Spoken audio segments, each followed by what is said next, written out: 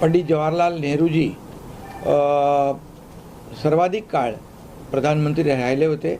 आता निवडून येऊन सर्वाधिक प्रधानमंत्री राहण्याचा विक्रम 4398 दिवसांचा आदरणीय प्रधानमंत्री मोदीजींनी केलेला आहे. आणि नुसता विक्रम केला नाही तर या देशाला जगभरामध्ये नावलौकिक मिळवून देण्याचं काम केलं आहे. या देशाचा डंका जगभरामध्ये या ठिकाणी वाजवण्याचं काम प्रधानमंत्री नरेंद्र मोदीजींनी केलं.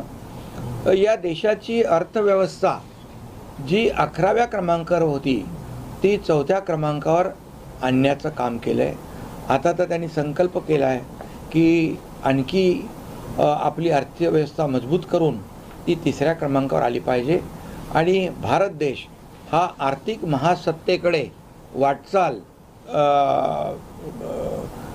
करतोय. हे देखील आमच्यासाठी सगळ्यांसाठी अभिमानाची आणि गौरवाची बाब आहे.